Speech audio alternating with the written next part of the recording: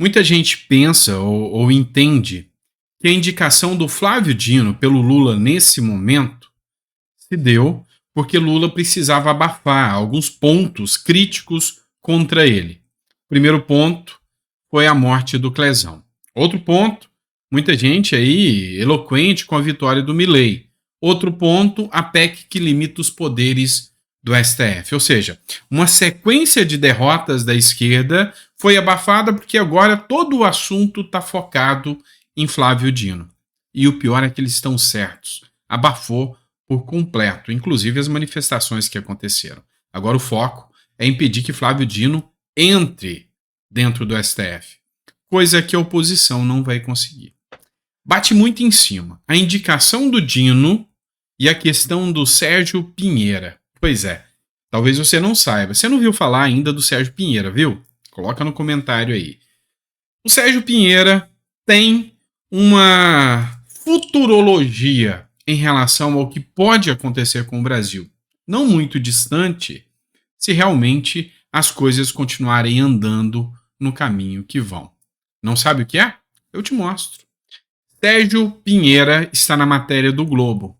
Político de oposição ao governo é preso na Venezuela por criticar Maduro nas redes sociais. Nelson Pinheiro foi pego em sua própria casa, acusado de violar a lei contra o ódio. Pois é, essa lei, deixa eu contar só para vocês, ela foi validada, não foi pelo Congresso.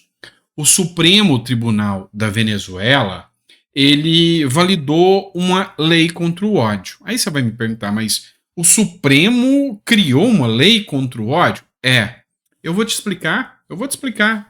Um tribunal da cidade de Valência, no centro-norte da Venezuela, ordenou a prisão do líder político da oposição. O líder da oposição, tá, gente?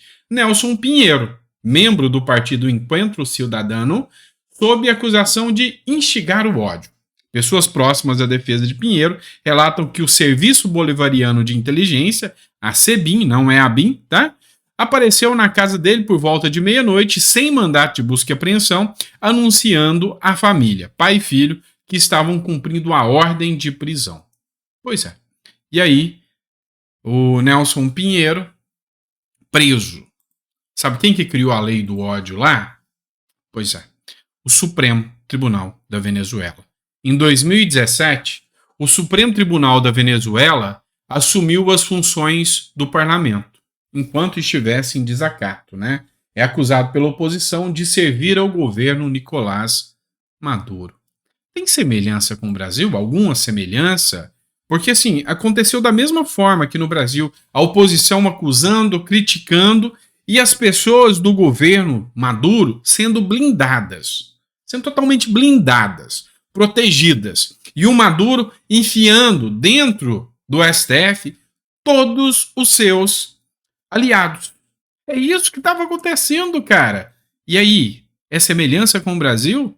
E aí o pior, vamos lá, teve uma matéria, acho que foi do Poder 360, que disse o seguinte: Lula indicou o zagueiro, o Zanin, para defendê-lo. Agora põe o atacante, Flávio Dino. Pois é. Internacional, matéria do El País. Eu sempre cito a fonte para vocês. Maduro assume o controle do parlamento e intensifica os rumos do chavismo na Venezuela. Candidatos ligados ao presidente tiveram mais de 67% dos votos da renovação da Assembleia Nacional em uma eleição questionada, evidencia a fratura social e a distância entre o governo e a oposição.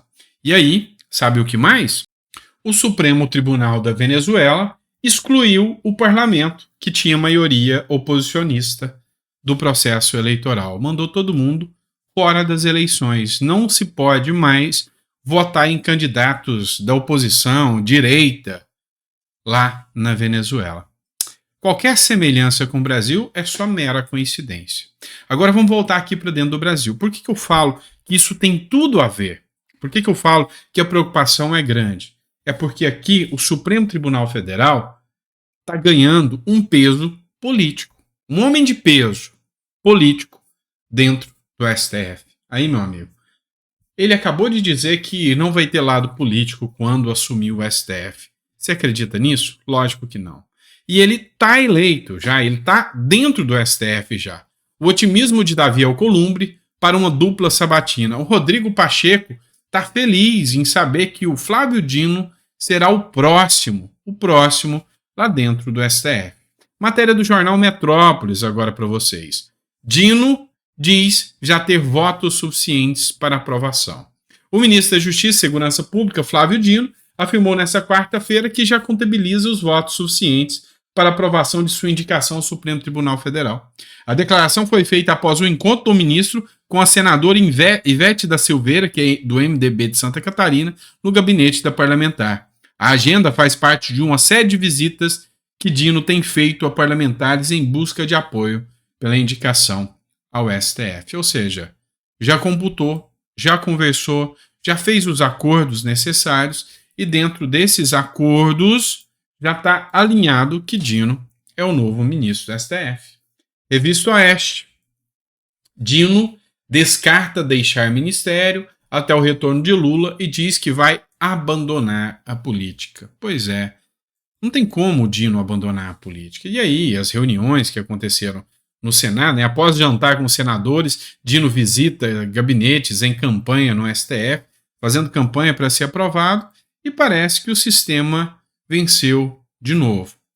E aí, você lembra que eu falei do Gonê, que o Gonê era sócio da escola do Dino, do Gilmar Mendes, e que tem uma pressão do Gilmar Mendes. O Dino nem é escolha do Lula. Nem foi o Lula que escolheu o Dino. Só para você ter noção.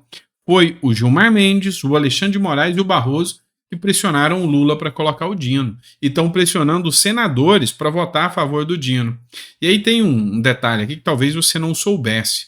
Matéria da revista Oeste, aqui que eu trago para vocês. O Flávio Dino foi diretor de escola fundada pelo Gilmar Mendes. Ou seja, são todos alinhados, são todos, sabe, como que eu posso dizer aqui? Farinha do mesmo saco, tudo amigo, tudo amigo.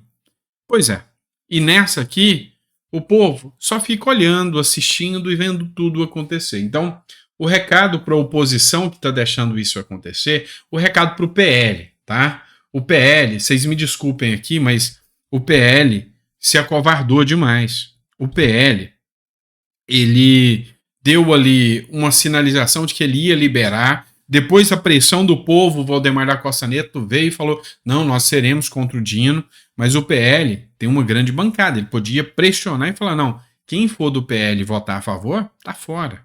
Vamos colocar aqui. E vai ter gente do PL votando a favor do Dino. Pois é. Aí se mais dia, menos dias acontecer igual na Venezuela, meu amigo, não chora não, não reclama não, tá? Oposição não vai ter caminho aqui. A não ser que pretendam pular de oposição para a situação e logo está do lado do governo, né?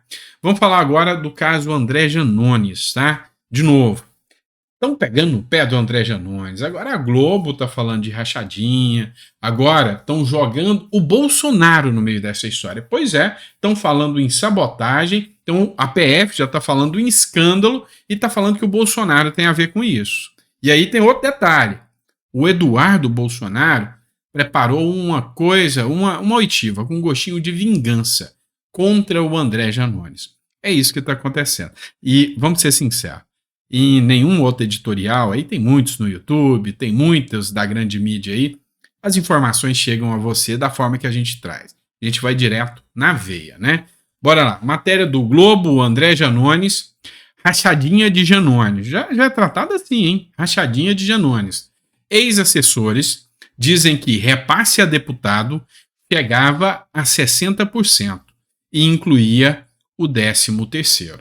Dois ex-assessores do deputado André Janones relatam que o parlamentar cobrava funcionários lotados em seu gabinete na Câmara a repassar parte de seus salários. Em entrevista ao Globo, Cefas Luiz Paulino e Fabrício Ferreira de Oliveira disseram que a prática conhecida no mundo político como rachadinha envolvia até mesmo os valores recebidos no 13º salário e chegava a 60% dos vencimentos. Pois é.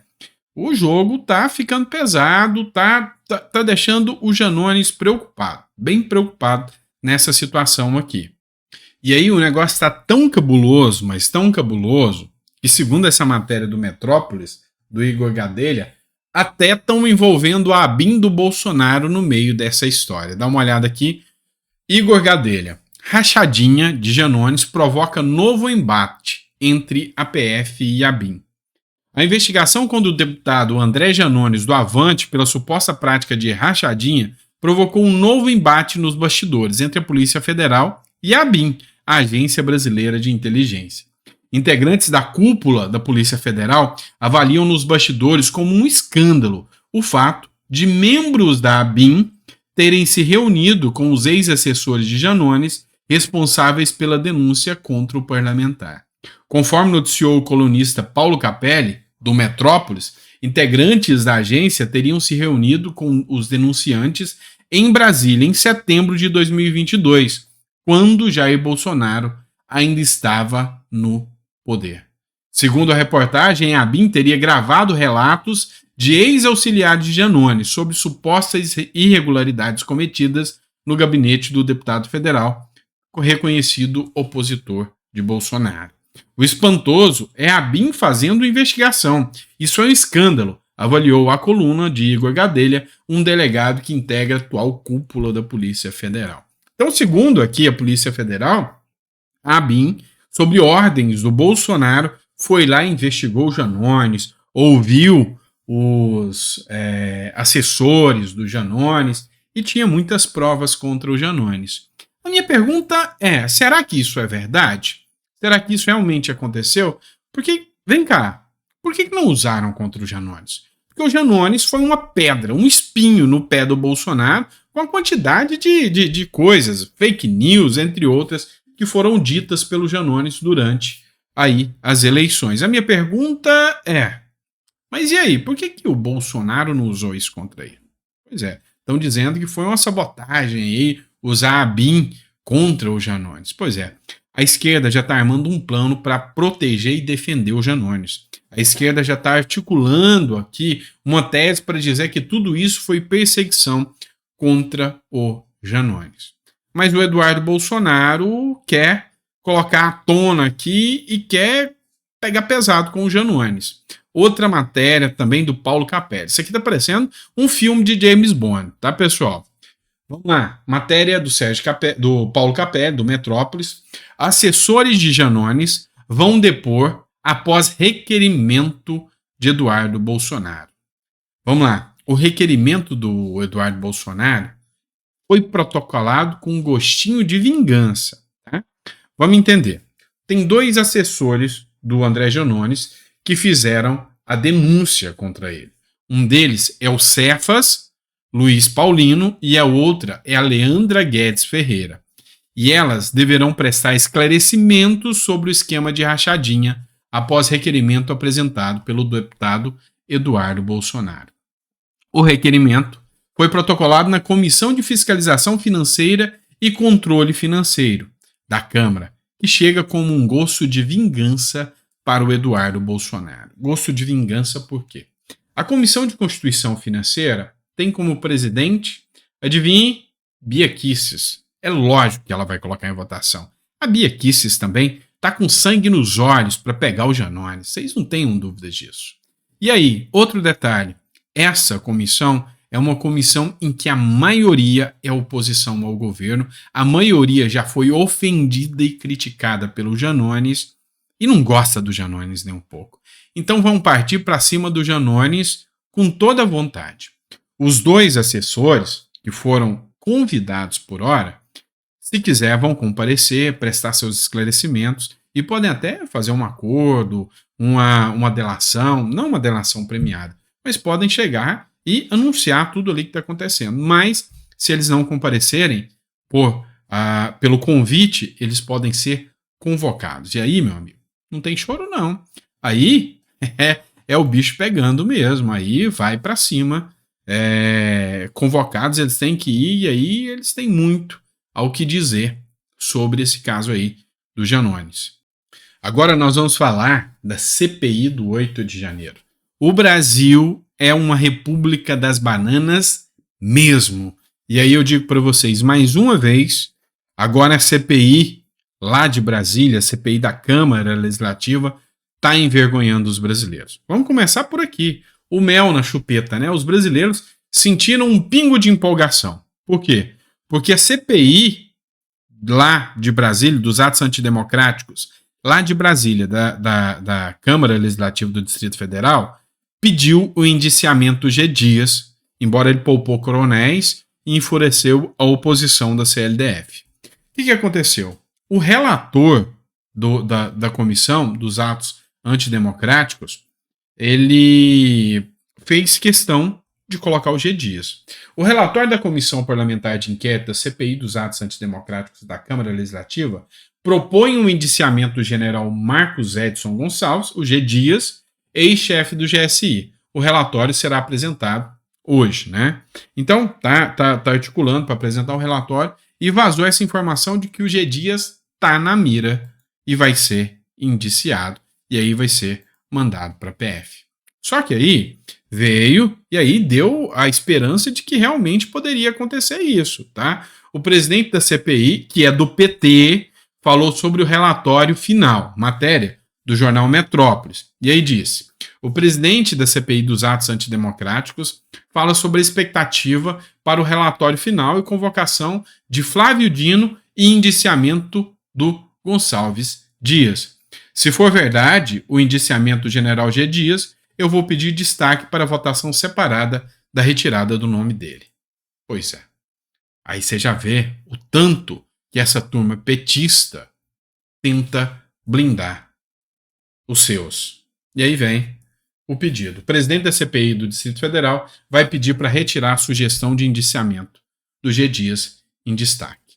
E aí o bicho pegou lá na Câmara da Legislativa hoje do Distrito Federal e a Paula Belmont, literalmente hoje, rodou a baiana em cima dos esquerdistas lá e aí partiu para cima e falou: é questão de ordem e ela não vai aceitar tirar. Adoildo Fernandes, família. Mas o ciclo não deixou! Mas o ciclo não deixou! Prossiga, relator. Eu não consigo ler com... assim, não.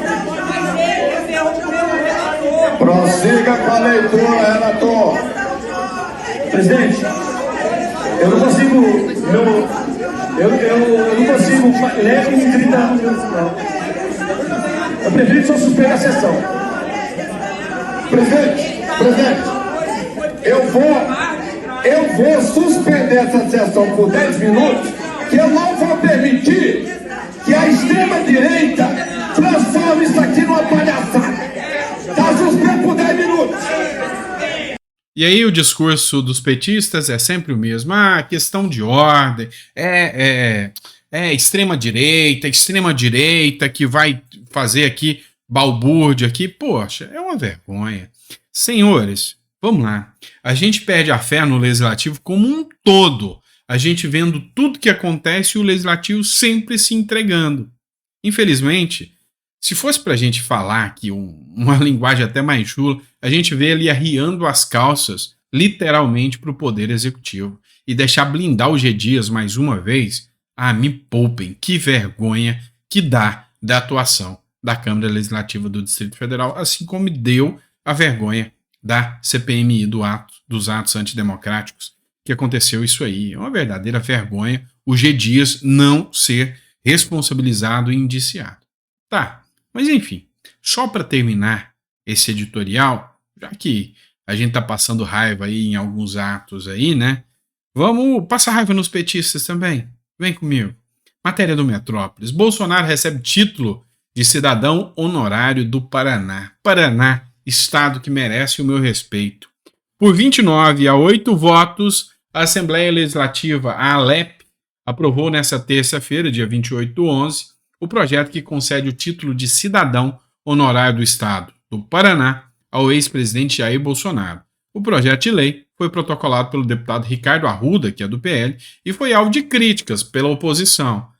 Criticaram, mas só 8 votaram contra, 29 foram a favor. Pois é, mostrando que se essa CPI talvez fosse no Paraná, o G. Dias estava indiciado. Só que não tinha pertinência, não estava ligado ao caso, né? Não aconteceu vínculo nenhum, e aí caiu bem ali no miolo daquela cidade que infelizmente é maravilhosa, Brasília, mas que os políticos avacalham ela, infelizmente. É isso, pessoal. Muito obrigado. Quem ficou até o final, coloca no comentário. Eu fiquei. Vocês viram, nossas revelações aqui são importantes. Ó, a gente tratou da ditadura da Venezuela, o que pode acontecer com o Brasil. Fizemos futurologia aqui, tá? Deu para ver o que vai acontecer com o Brasil, né? Nós vimos isso, nós falamos do Flávio Dino, que já está dentro do Congresso, brabo. Nós falamos aqui do caso do Janones e nós falamos aqui do G. Dias. Você viu só? Muito conteúdo relevante e importante para vocês, tá bom? Obrigado, pessoal. Vejo vocês no próximo editorial, 7 horas da noite, eu tô aqui de volta com vocês.